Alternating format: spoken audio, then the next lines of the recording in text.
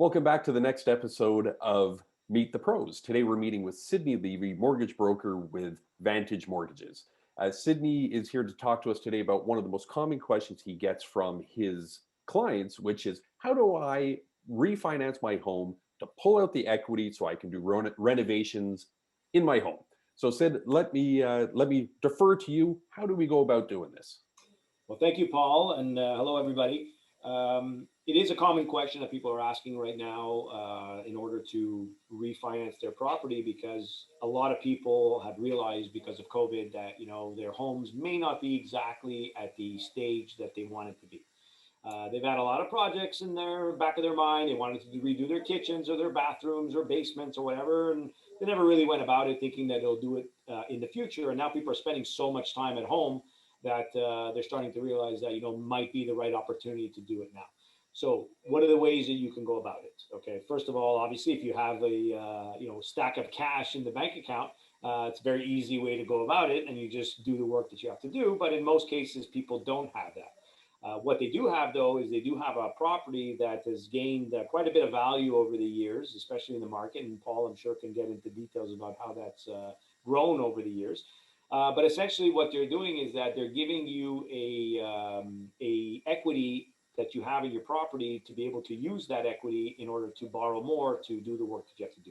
Now, one of the things that you have to look at, first of all, is how much equity do you have as a percentage of the value of the property.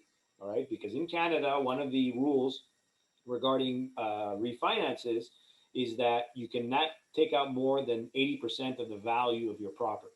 So there's always going to be 20% equity that just remains in the property until you sell it at some point. So from the 80% that you have, you need to look at how much of that 80% you actually have as a mortgage right now. And the difference between that number and that 80% mark is really the amount that you have. So as a practical example, imagine you have a house that's worth $800,000. At 80% of $800,000, you're able to borrow $640,000. Now, we'd have to deduct from that a mortgage you have. So assuming your mortgage is $500,000 on that, you would have $140,000 to play with, okay? So a lot of people are looking at the refinances for many reasons, one of them being the renovations, because they're able to pull that equity out to renovate their property. The other reason is that rates are at historic lows. Most people who own a house already or in their term aren't really looking at the interest rate that's being offered on the market because they're in their term, they're in their mortgage, and mortgage is like that taboo subject where you get your mortgage, you make your payments, and you forget about it.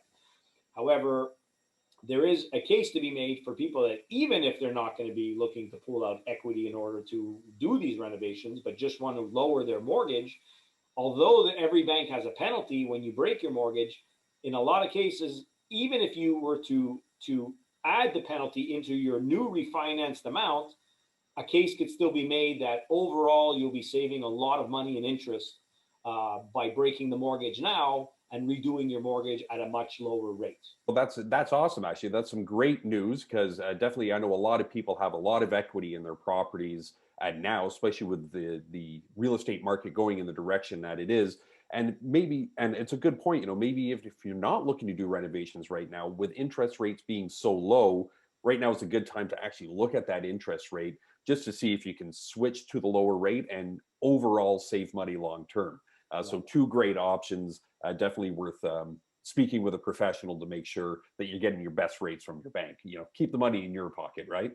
That's the way to go. You got it. Hey, Sid, thank you very much for sharing this information with everybody. Of course, if you have more questions on the subject or the services of Sid, please feel free to get in touch with him. I'll leave his contact information just below this video, so you'll be able to get in touch with him. And there you go. Thank you very much, Sid. Much appreciated. And looking forward to seeing you very soon.